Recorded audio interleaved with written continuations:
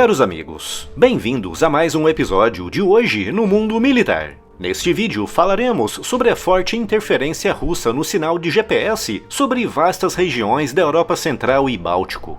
Por que a Rússia está fazendo isso e como isso representa um grande risco para a navegação e a aviação civil naquela região. E se ainda não está inscrito no canal, inscreva-se já e acione o sino das notificações para não perder nenhuma novidade. A navegação foi sempre uma tarefa altamente complexa, exigindo conhecimentos muito avançados e específicos. Nos tempos antigos, quando homens corajosos se lançavam ao mar a bordo de pequenas e rudimentares embarcações, a observação e a medição atenta da posição das estrelas era o único método disponível para orientá-los na imensidão dos mares. Um método que se manteve praticamente inalterado por longos séculos, chegando mesmo ao século XX. Durante a Primeira Guerra Mundial, frotas navais gigantescas, compostas por grandes e poderosos monstros de aço, com largas dezenas de milhares de toneladas e armados com canhões de grosso calibre e elevado alcance, continuavam se orientando pelas estrelas, tal como seus ancestrais faziam. Na Segunda Guerra Mundial, na era dos bombardeiros pesados de muito longo alcance, o método de navegação pelas estrelas continuava sendo o mais empregado, mas, para missões de bombardeio estratégico, esse método era terrivelmente impreciso. Para tentar aumentar ao menos um pouco a precisão do voo, foram desenvolvidas diversas técnicas, como, por exemplo, a navegação por rádio, uma técnica que envolvia a emissão de ondas de rádio direcionais e paralelas, com o navegador orientando o piloto a se manter entre essas duas ondas de rádio, garantindo assim que estava dentro da rota. Apesar de ser um enorme avanço em comparação com a navegação pelas estrelas, a precisão dessa técnica de navegação continuava sendo muito baixa, com os aviões podendo se desviar vários quilômetros dependendo da distância percorrida.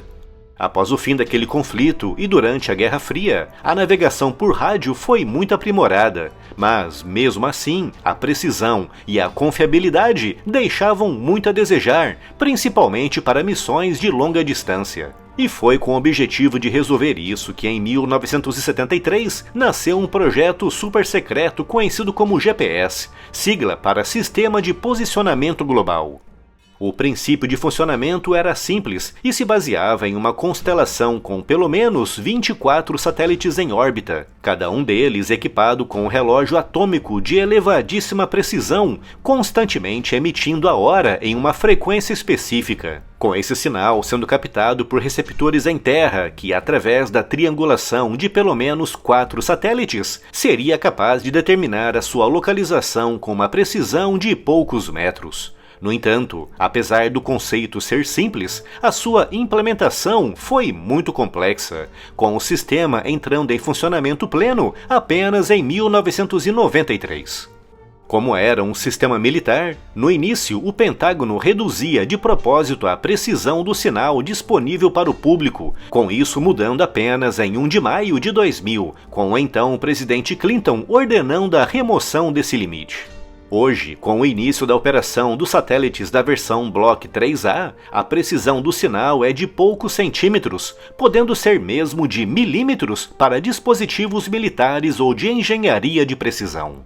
Além do GPS, que como referi é um sistema militar controlado pela Força Espacial dos Estados Unidos, outros países e regiões desenvolveram sistemas próprios, como é o caso do Galileu europeu e do GLONASS da Rússia, sistemas que funcionam com base no mesmo princípio do GPS norte-americano.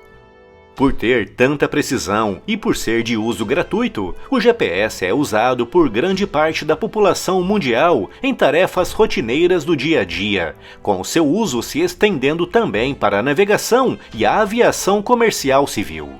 Apesar dos aviões operarem outros sistemas de navegação, como o inercial, o GPS é, de longe, o mais fiável e preciso. Por isso, quando há falhas nesse sistema, serviços importantes e até mesmo vitais podem ficar em risco, e é exatamente esse o objetivo da Rússia na Europa, em regiões como o Mar Báltico, Mediterrâneo Oriental e Mar Negro. Segundo uma investigação internacional, a Rússia vem ativamente interferindo no sinal de GPS, visando atingir especificamente serviços civis, como a navegação marítima e, principalmente, a aviação civil comercial.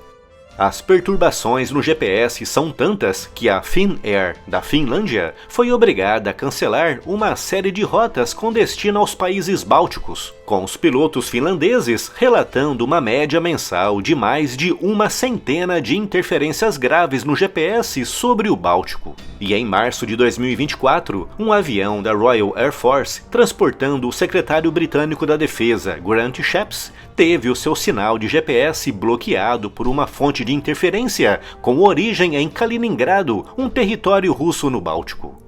Segundo Margus Tzakina, ministro dos Negócios Estrangeiros da Estônia, as fontes das interferências estão nas cidades russas de São Petersburgo, Kaliningrado e Pskov, com o ministro salientando que essas ações representam uma grave violação de tratados e acordos internacionais que proíbem interferências no sinal GPS em áreas que não estejam em conflito. Em uma reportagem publicada nesta quinta, 2 de maio, a BBC tentou contactar o governo russo para obter uma posição sobre essas acusações, mas não teve resposta. Além do bloqueio do sinal, a Rússia também realiza o spoofing, que é quando um sinal válido é trocado por outro com uma localização errada. Uma prática vista como muito mais perigosa, pois pode confundir os computadores das aeronaves, levando-as a assumirem rotas que podem resultar em acidentes graves e até mesmo fatais. Em áreas de conflito, como na Ucrânia, o bloqueio do GPS é comum e se trata de uma prática realizada tanto por russos como por ucranianos, tudo com o objetivo de dificultar ataques de precisão realizados por drones, mísseis e artilharia. Mas em áreas longe de conflitos, como é o caso do Mar Báltico e o Mediterrâneo Oriental, e visando especificamente serviços civis, como a navegação e a aviação, é uma prática ilegal, com riscos elevados para os civis e que comprova a intenção da Rússia de espalhar o caos por toda a Europa.